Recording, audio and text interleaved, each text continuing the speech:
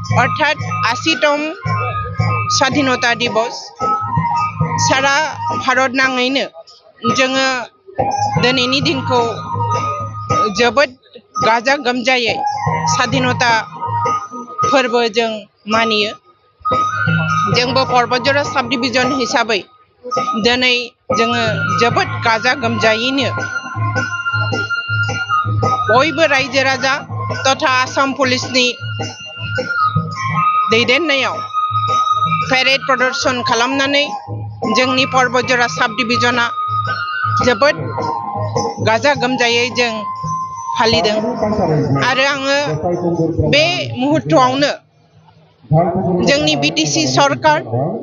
आसाम सरकारनि दैदेननायाव माखासे स्किम्स आरो बिटिसि सरकार श्रीयुत हाग्रामा महिलारिनि नेतृत्वआव जोङो सारा बिटिसि नाङैनो जोङो मा उन्नयनमूलक जौगानायनि हाबाफारि लादों। Upendranath Brahma scholarship UPSC APSC NEET JEE स्टुडेन्ट्सफोरनि थाखाय जोङो 50 निफ्राय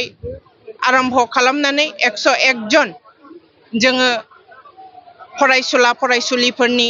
थाखाय जोङो मा धरननि जों हेफाजाब होनो नागिरदों कचिं फ्रि कचिं होनो नागिरदों। जोङो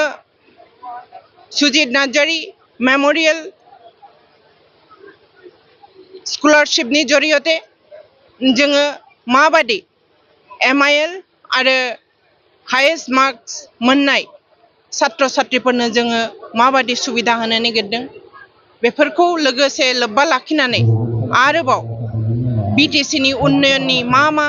खामानि जों हाबाफारि आखायाव लादों आरो माखौ मावखांदों पर्बतजरानि जौगानायनि थाखाय बे स्किमफोरनि बिथोराव जों मा आखायाव लादों जेरैहाय महामाया टु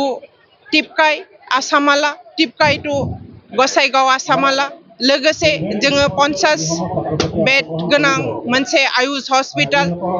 स्टेडियाम टिपकायाव लोगोसे माल्टी पार्पस कमप्लेक्स कालचारेल तथा ऑडिटोरियम कमप्लेक्स